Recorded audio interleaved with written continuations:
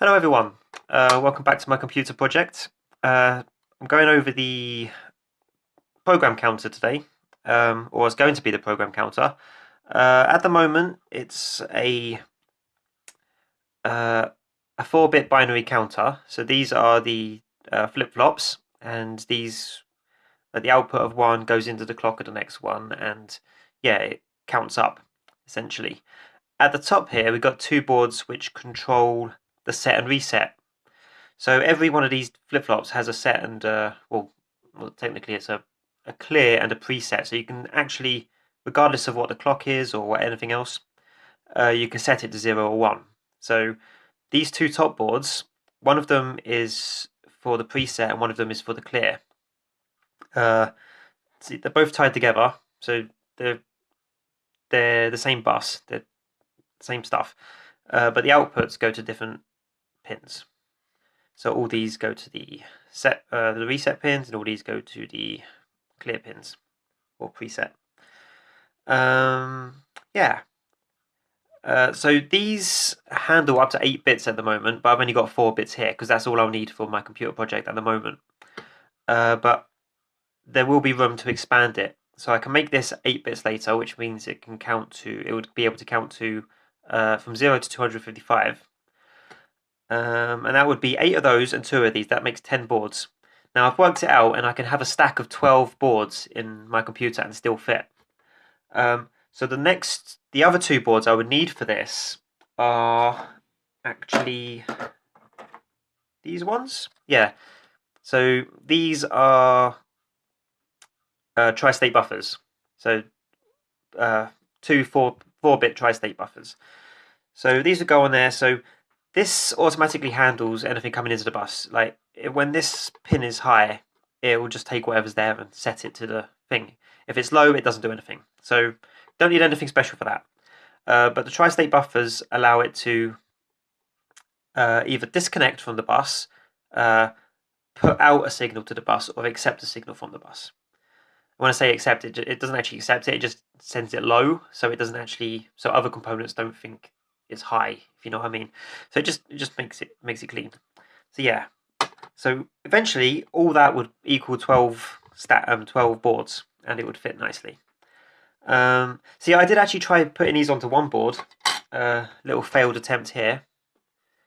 So the problem with this is while it was working, I don't know if you can see it. While it was working up to a point, uh, every time I added another transistor, it was just leaning slightly outwards. So eventually, it just ran out of space. I could have fixed it if I wanted to be a little more janky with this. I could have had these resistors coming up and across the top, but then there would be no guarantee I'd be able to fit another board on top of it. So I mean, I like the ability to be able to say, put these together and have something on top or something below, and not really have to worry about it. So that would have been an issue. So I ditched that. Yeah, so I'm going to turn this on, show you it working. I've got some readouts here. So yeah, everything actually required to count is already wire wrapped in here, so it's all nice and packed. But I've got these ones here as well, which are tied to the outputs, just so you can see it more clearly. So as you can see, it's counting up. That's what it looks like on the board. So it does have its own lights. That's just for show, really. It does get a bit glitchy sometimes if I fiddle with this wire here. Oh, it doesn't seem to be doing it now. Maybe because that's low. Maybe, yeah, when I tested this before, that wasn't actually held low or anything. So maybe that was it. I was just introducing static. Yeah, so this clock goes to the bottom one here, as you can see, and that's the fastest ticking one. And then every time that one ticks, the output goes to the clock of the next one. So this one is clocked at half the rate of this, and then this one is clocked at half the rate of that. So you can think of this as a frequency divider as well, but it coincidentally counts in binary too, so it's all good. So I'm going to show this working. This is the set and reset stuff. So if I take this pin high, actually you'll see it there, won't you? If I take this pin high, try to keep my hands out of the way. you'll see it all sets to 0, even though these are high. I haven't really worked out what way round I want that yet. Do I want it so that if these are high, the output is low, or I don't know, it doesn't really matter. What I can do actually is just use the other pin if I want a 1, you know. There's 2 outputs here and I can use whichever one. So it doesn't really matter what data you put into it as long as it's the correct order of 1s and 0s. It doesn't have to actually be, it could be 1 or 0 as long as they're in the correct sequence, if that makes sense. So yeah, I can change these, and as you can see, it just sets it to whatever I put there. Actually, no, I'm going to take them all low. Actually, no, I'll leave it like that. Then if I remove this, it will start the... Actually, I'll just do it here. It will start the clock again from wherever you left it.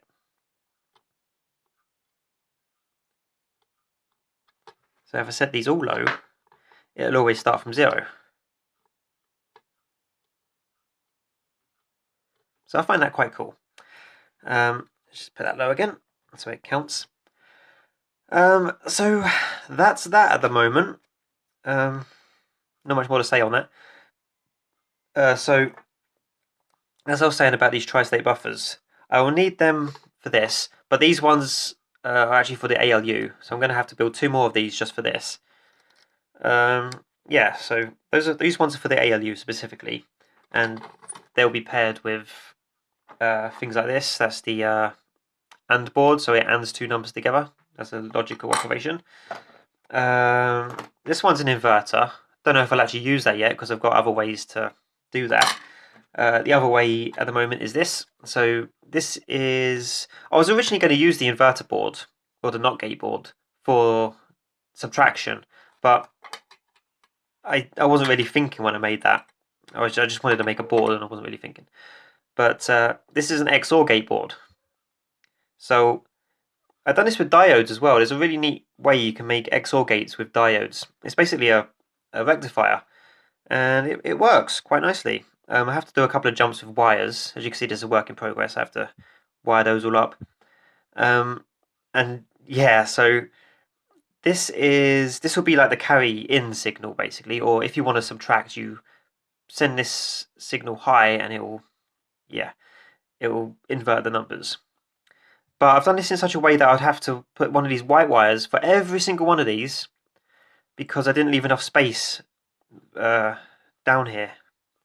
Now, if I was to do this again, I would move all these diodes down one, then I could have like just one bus go all the way along there and just have one white cable. But it's not the end of the world. It doesn't make a difference. It's just a little bit more time. But it's nice. It's a nice, neat board.